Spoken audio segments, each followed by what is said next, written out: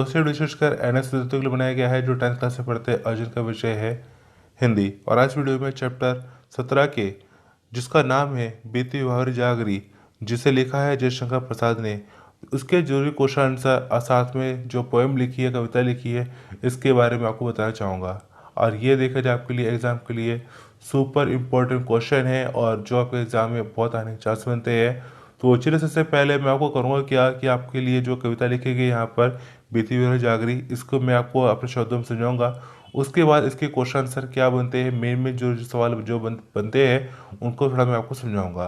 तो सबसे पहले यहाँ पे देखा जाए बीती हुई जागरी, तो उसको पढ़ लेते हैं, समझ लेते हैं कि है क्या इसमें हमारा पर और कैसे करना है। क्योंकि अगर इसमें से कोई हिस्सा आया, मतलब क्या है, इस कविता में से कोई कवितांश अगर आपका आता है तो लगभग आपके आ सकता है एग्जाम में 4 से 5 नंबर का आपका एग्जाम में आ सकता है कि उसकी प्रसंग सहित व्याख्या करो। लेकिन अब करना कैसे क्या है, जैसे देखा जाए यहाँ पे हमारा यहाँ पर बीती भरी जागरी, अम्बा पनघट डुबो रही, तारा घाट उषा नागरी। तो सबसे पहले अगर आपको इतना दे दिया जाता है तो आपको करना क्या होता है कि इसमें आपको लिखना होता है, प्रसंग लिखना होता है और उसके बाद आपको करनी होती है व्याख्या। तो जैसे देखा जाए प्रसंग में आपको दो चीज़ों का ध्यान रखना पड़ता है, एक होती है यहाँ पे आपके यहाँ पर कविता का नाम और एक कवि का नाम। तो ये दो चीज़ें आपको जरूर लिखी जाती है प्रसंग में। तो जैसे कि मैं इसका अगर प्रसंग लिखना चाहूँ तो लिख सकता हूँ, यह गीत महाकवि जयशंकर प्रसाद ने लिखा है। इसमें कवि ने प्रातःकाल की सुंदर झांकी प्रस्तुत की है। तो ये आपको लिखना है। तो यहाँ पे जैसे देखा जाए आपको प्रसंग में कहते क्या लिखना है, कवि और कविता का नाम को लिखना है और इसके बाद आपको क्या करना है, इसमें आपको करनी है व्याख्या करनी है। तो व्याख्या बहुत आसान है।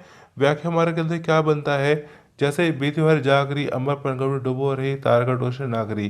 तो इसका सिंपल सा बनता है यहाँ पे हमारा पर सखी अब उठ जाओ, रात बीत गई है, उषा रूपी सुंदरी आकाश रूपी पंखट में तारे रूपी घड़े को डुबो रही है।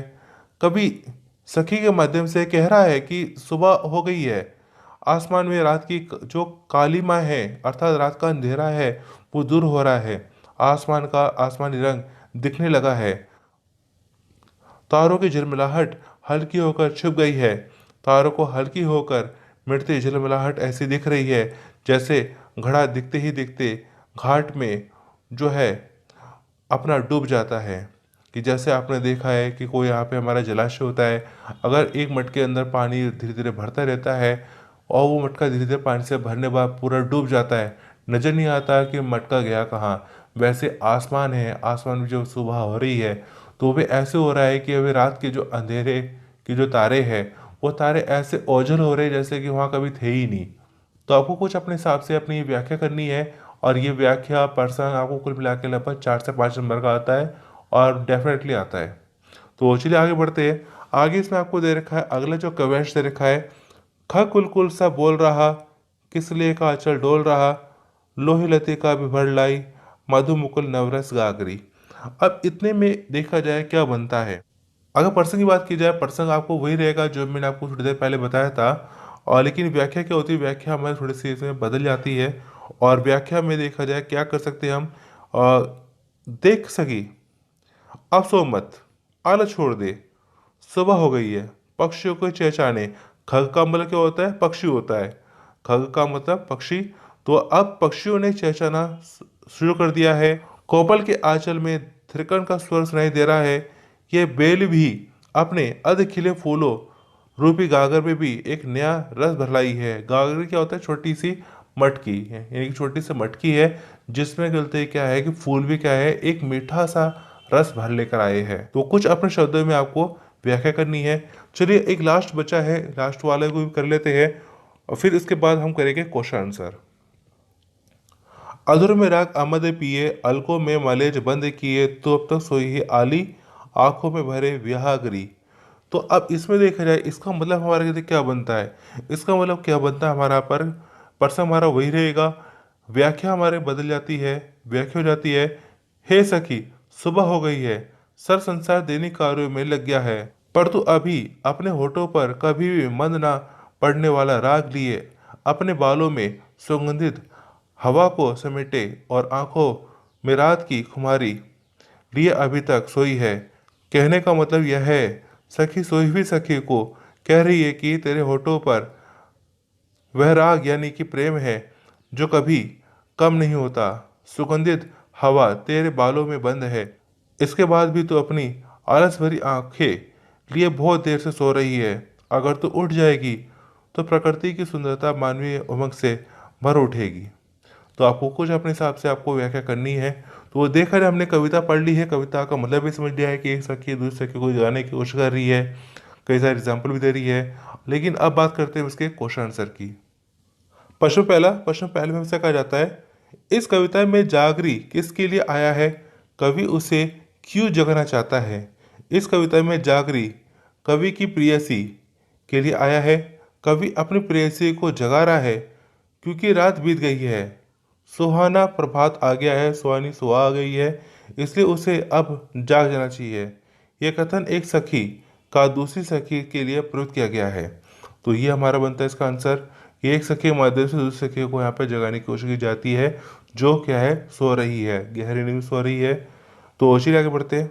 प्रश्न दो में ऐसा कहा जाता है, भोर के समय तारों के डूबने और पक्षियों के कलरव को लेकर कवि ने क्या कल्पना की है। भोर का मतलब क्या होता है, सुबह। सुबह सुबह का जो टाइम होता है उसे कहते हैं भोर। तो भोर के समय तारों के डूबने को लेके और पक्षियों के कलरव को लेके कवि क्या कल्पना करता है, क्या सोचता है वो। कवि ने भोर के समय अर्थात प्रातःकाल के समय के संदर्भ में तीन कल्पनाएं की है। पहली कल्पना यह है कि आकाश रूपी पनघट उषा रूपी सुंदरी तारे रूपी घड़ों में डूबो रही है। भाव यह है कि तारे छिप रहे हैं। दूसरी कल्पना यह की है कि पक्षियों का समूह चहचहा रहा है। तीसरी कल्पना यह की है कि लताओं अर्थात बेलों पर नई नई रस की गगरिया भर उठी है, अर्थात अर्ध खिले फूलों पे पराग भर उठा है। तो ये कल्पना कुछ करता है। तो चलिए आगे बढ़ते हैं। अब बात करते हैं प्रश्न 3 की। प्रश्न 3 में ऐसा कहा जाता है, अंबर पनघट में डुबो रही का क्या अर्थ है। बहुत आसान है।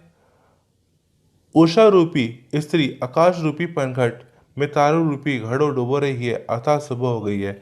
कि मतलब क्या है कि अंबर अंबर का मतलब क्या है, आसमान हमारा यहाँ पर।